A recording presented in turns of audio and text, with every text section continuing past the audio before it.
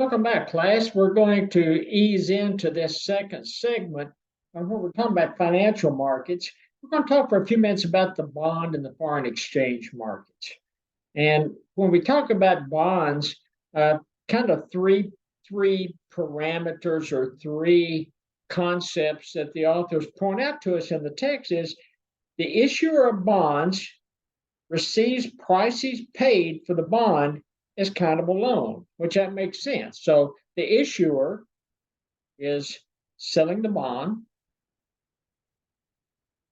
going to get some return, um, and then the buyer is going to, through the return process, is going to pay the issuer some dollars, whatever the price of the bond is, and in return they expect to get future payments over the life of that bond. Issuer makes future payments to the buyer of the bond. So you've got the issuer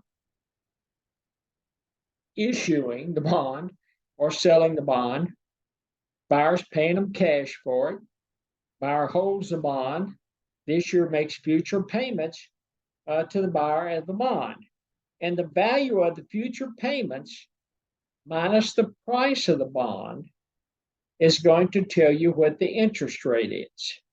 So the price of a bond is, let's say, $100, and the future payments, are going to be the original price of the bond plus the interest payments.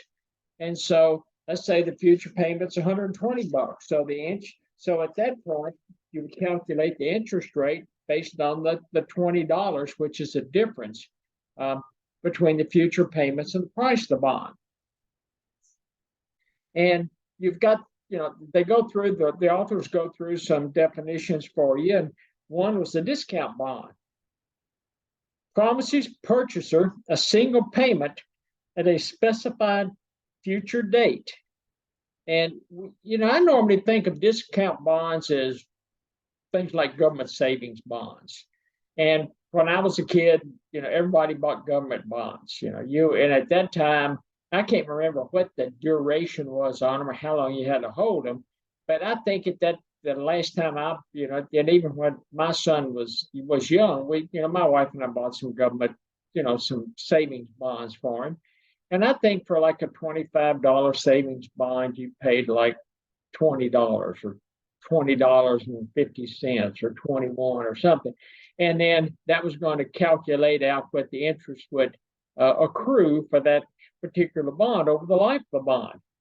And then you've got the bearer, whoever holds the bond when it's time for repayment.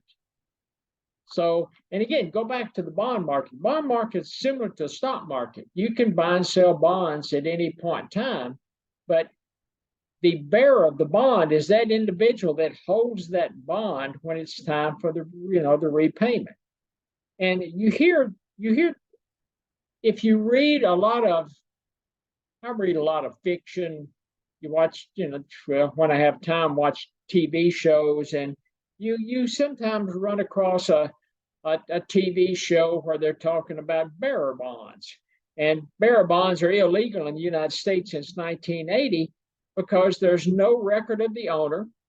The holder can cash them at any maturity at the maturity date, and it's difficult to replace them if lost, stolen, or destroyed because there's really no record of the owner. So bearer bonds, if you believe in that definition of bearer bonds, or which seems to be the logical definition of them, bearer bonds are the same thing as cash. And you can watch, especially a lot of westerns or a lot of early TV, the early part of the United States. They talk about bearer bonds and people stealing bearer bonds, and the reason they were stealing them is you couldn't track them. It's just whoever, when it came time for them to mature, whoever held the bonds, whoever had possession of them, they were the ones that recouped the financial gain on them.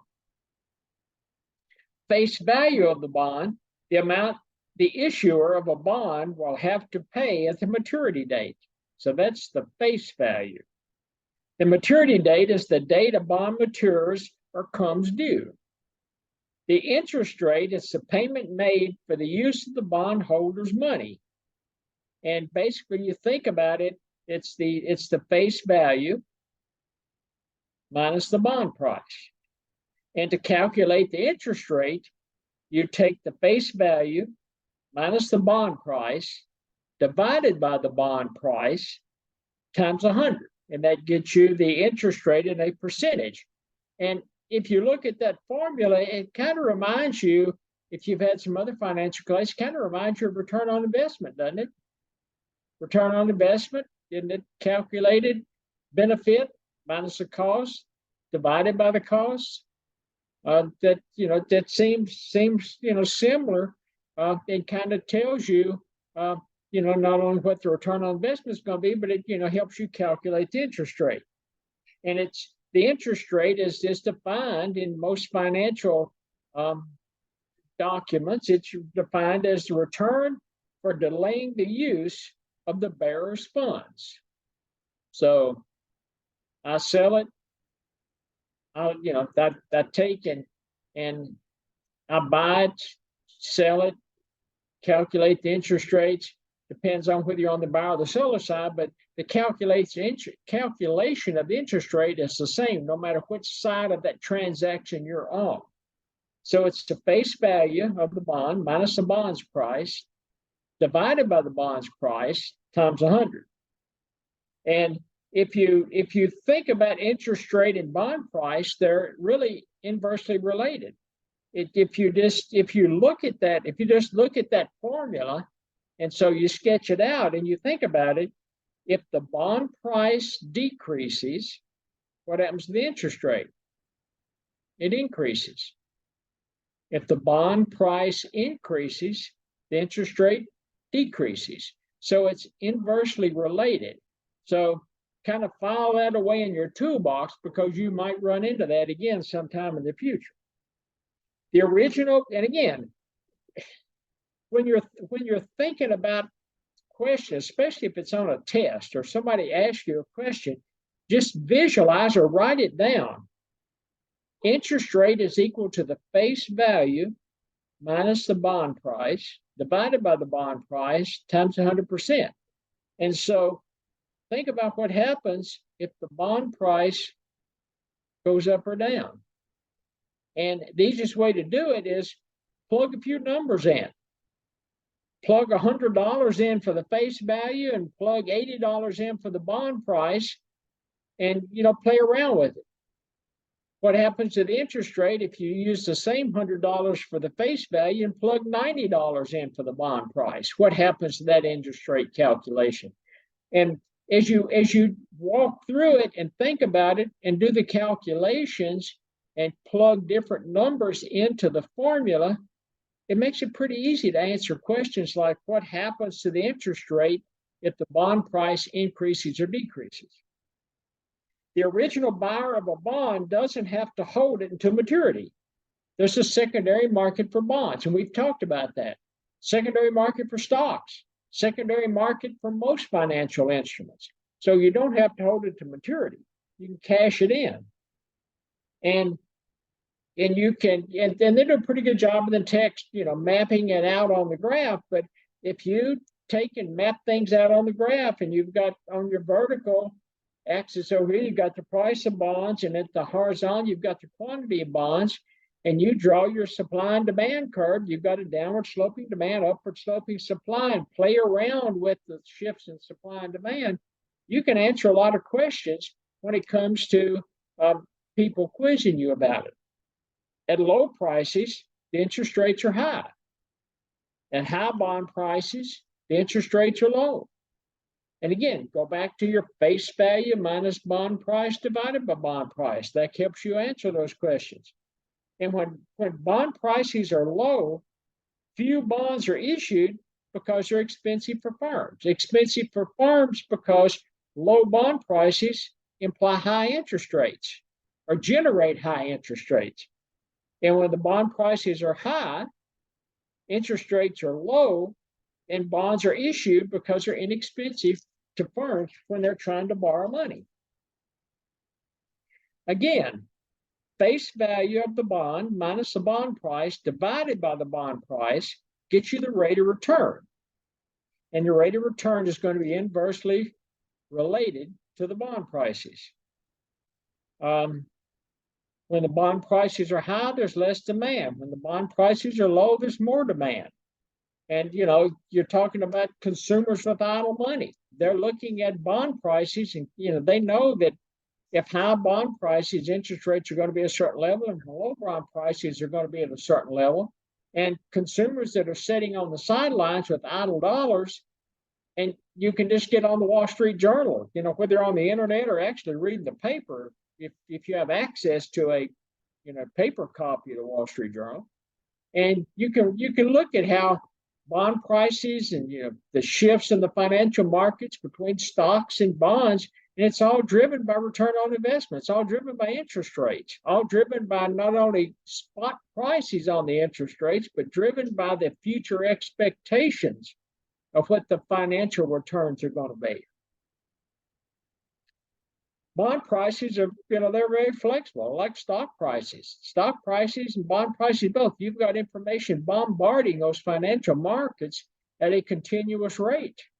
And, those flexible prices are going to adjust up and down based on buyers and sellers' expectations.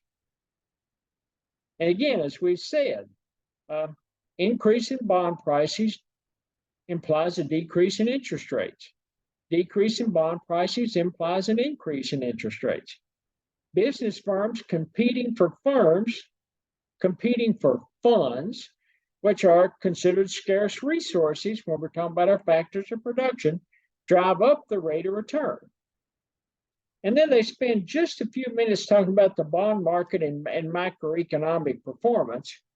And they talk about the bond market determines the interest rates.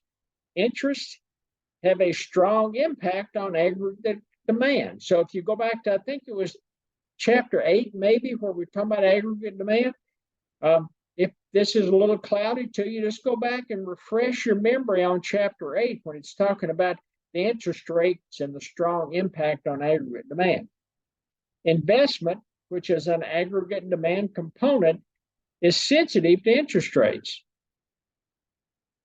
Not only on the consumer side, but on the the firm side of the profit maximizing firms. Interest rates are going to drive investment because investment is extremely sensitive to interest rates.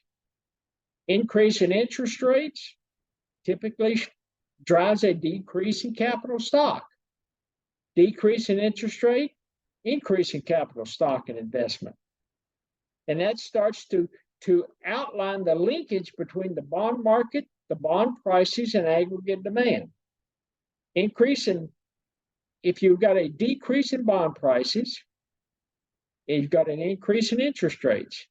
An increase in interest rates drives a decrease in capital stock and aggregate demand. And when you have decreases in capital stock, you've got fewer jobs, less capital output, and that's what drives the decrease in aggregate demand. The bond market and market for goods and services are interrelated. Exactly. There is a significant level of interdependence between the bond market and the market for goods and services. And so that's their wrap up of the bond market. And now we're going to slide into foreign exchange markets. And from a global perspective, foreign exchange markets are extremely significant when you're talking about the impact on financial markets. And they define the foreign exchange market as a market in which currencies of different countries are traded for one another. When's the last time you went to Mexico, Canada, or to Europe? I lived in Buffalo during COVID, and we went to Canada a few times before COVID hit. But once COVID hit, the Canadians closed the border. You couldn't go to. You couldn't go back and forth to Canada. There were 3 bridges in the Buffalo area, and they closed them all down. I had individuals work for me that had been born in Canada and had become U.S. citizens through marriage, and They worked for me, and when the border closed, they still had family in Canada, and they went for months without seeing face to face their family members that lived in Canada because they couldn't get across the border, couldn't get across the bridge. Peace Bridge coming out of Buffalo, it was shut down to all traffic, and it got to the point that um, it got really um, it got really difficult for some of those individuals that had family in Canada, and especially those individuals that lost loved ones to COVID. They couldn't even get across the border to go to the funerals. I mean, it was a difficult situation. And but when you're talking about foreign countries, typically what most people do, and I've done it because it's just I'll call it the ease of transaction. If I'm going to a foreign country, let's say I'm going to Paris. And so before I go to Paris, I'm going to go to somewhere here in the United States. And if I want some euros, because I was going to say French francs, because when I first started going to Paris, it was before the European market took effect, and you were changing dollars for French francs. But you could go to a exchange office, and banks will do it for you because banks are going to stiff you on the fee that they charge. So you would go typically, I guess the last time I may have gone to Europe was when I still lived in Buffalo, and I just went to the local mall, and there was a coin exchange, currency exchange, kiosk there, and I exchanged, I don't know, $400-500 in U.S. dollars into euros, because once you get to Europe, if you want to exchange U.S. dollars for euros, you're going to be charged a fee, and don't typically don't ever do it at the airport, which you see a lot of people doing it at the exchange kiosk in the airport. But even banks in Europe, you're just better off for the most part, just if for no other reason from a transaction ease, you're better off doing it before you go. The other option is you just use your credit card. And the downside to that is you're never sure on the credit card what the exchange rate's going to be until you see your credit card bill, because they use different exchange rates. So the foreign exchange market impacts imports and exports, aggregate demand, it impacts real GDP, and it impacts the price level, especially the imports and exports. If you remember, we were talking about aggregate demand, significant impacts on aggregate demand. The foreign goods paid for in a seller's currency. So if I'm in Paris and I go to dinner, or I buy a bottle of wine, or I decide to buy a shirt somewhere, I'm going to pay for that good or service, and I'm going to pay for it in euros. And the foreign exchange market actually becomes a facilitator, because the foreign exchange market facilitates that exchange. And the exchange rate is the price of one country's currency in terms of another country's currencies. And they use the example in the text. Maybe they talk about you talk about U.S. dollars and euros. You can also talk about U.S. dollars and British pounds, or you can talk about Russian rubles, or whatever country. Well, you're probably not going to Russia at this point in time, but still, that's what you're talking about, the exchange rate. And you can stay on the internet, you can read the paper, you can try to figure out what the exchange rate's going to be. I cheat. I have a little exchange app on my cell phone. And if I didn't know what the exchange rate is, it's usually pretty much up to date. And I can type in, I want to change dollars for euros, and they'll tell me, okay, for this many dollars you're going to get, I want to change $500 for euros. And they'll tell me how many euros I'm going to get. Or if I'm getting ready to come back to the United States, maybe one of the last things I do is go to a currency exchange in France, or wherever I am, and I may go into that exchange and I'll just cash out all my euros and get back US dollars, as I'm getting ready to head to the airport. But as there are as many exchange rates as there are currencies. So you can have a lot of different types of exchange rates, depending on the number of currencies you have. And you determine the exchange rates, it's actually, you can determine them and how they move using a supply and demand model. And, what actually determines the exchange rate. And you can count, you can plot the exchange rate on the vertical axis and the quantity of dollars, paid. And you can look at, the supply and demand, and you can figure out, you've got foreigners. If foreigners are wanting to buy our goods, they're going to want to exchange their currency for U.S. currency. And so this is where it gets, it gets a little complicated when you're looking at, increases and decreases. But if the exchange rate increases, so if the exchange rate gets higher for the U.S., it increases the price of U.S. goods for foreign buyers.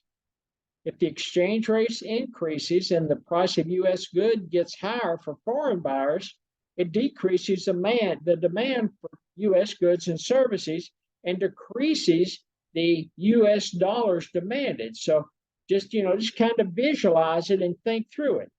The exchange rate increases. It increases the price of U.S. goods. It makes U.S. goods higher for foreign buyers. And so it decreases the demand for U.S. goods or services, and it decreases the demand for U.S. dollars. And you can turn around and do the reverse, and you can get it works in reverse the same way. The supply curve for U.S. dollars, consumers of U.S. with dollars to exchange for foreign currency needed to purchase foreign goods and services. And at some point, it gets to, if you kind of work your way through it, and they do a really good job explaining it in the text, the supply of U.S. dollars is the same as the demand for foreign currency. The demand for U.S. dollars is the same as the supply of foreign currency. So if you kind of work your way through it, it actually makes sense. It sounds really weird when you first stop and think about it, or when you first hear it. But if you draw out that supply and demand curve and work your way through it, you'll find that the supply of U.S. dollars is the same as the demand for foreign currency, and the demand for U.S. dollars is the same as the supply of foreign currency. Exchange rates, and they point this out in the text, exchange rates are flexible and driven by supply and demand. Everything, when you're talking about the exchange rates, I mean, when you're talking about goods and services just in general, it's all driven by that little simplistic supply and demand model that economists have developed over time to explain the phenomenon that we see in the market. So if you increase the exchange rate, it decreases the cost of foreign goods to U.S. customers. So we're talking about the inverse. If it decreases the cost of foreign goods for U.S. customers, then it increases the U.S. customers' demand for foreign goods and increases the foreign currency by U.S. Increases the demand for the foreign currency by the U.S. customers. So just think about it. Sit down and then I have to sit down and draw these things out. And you sit down and you draw it out, and it just makes sense, because depending on the exchange rate, and depends on what you're going, U.S. dollars to foreign currency, or foreign currency to U.S. dollars. Think about what those exchange rates do to the price. Is it the price? Think what it does to the price of the U.S. produced goods, or to the price of the foreign produced goods, and then think about what the demand for those goods would be, either by U.S. customers or foreign customers. And then that's going to tell you what's going to happen to the demand for either U.S. currency or foreign currency. it's a little convoluted, and sometimes it's hard for students to kind of get their arms around it, especially students that haven't been overseas. It seems to me like that students that I've had in the past that have been outside of the contiguous, 48 of the United States, if they've been outside of those boundaries, it's a little easier for them to understand what happens on the exchange rate and how the exchange rate impacts the supply and demand of currencies, U.S. foreign currencies, and how it impacts the cost of those goods and services. And who's it going to impact the most? Is it going to impact the U.S. consumer? Is it going to impact the foreign consumer? And then the text talks about a few minutes about the exchange rates and the macroeconomic performance. And consumers purchase a country's currency to do one of two things: to purchase goods or services in that country, or to purchase assets in that country. And you have a lot of expats that go to live in other countries, and they have a strong demand for that foreign currency, because they may purchase a house, or they may go over there and stay for 6 months at a time, and they need currency to pay for the daily act of living in that country, just to pay for these goods and services that they purchase while they're living there for 6 months. And then just one last thing to remember: if you increase the bond prices, let me back up. If you decrease the bond prices, it causes the price of a dollar to rise, and it causes the interest rate to rise, and it impacts local and foreign investors who demand U.S. dollars to invest. So now we're back to they're bringing in the bond prices. You've got those devils of the bond prices that are driving a lot of the financial underpinnings of a financial market. It keeps going back to the bond prices, because bond prices, again, bond prices coming down, interest rates going up. Bond prices going up, interest rates going down. Those interest rates and bond prices are going to impact not only the price of a dollar, it's going to impact the cost of goods and services that we produce here in the United States, and it's going to impact the foreign investors as they try to come into to the U.S. market, either to purchase goods and services, and maybe they want to come here and buy assets. And with that, we're going to stop for a few minutes, and when we come back, we're going to kind of try to wrap up. I don't think we have much more until we start to wrap this one up. But looks like we're going to come back and get it taken care of maybe in this last segment. So I'll see everybody back in a few minutes.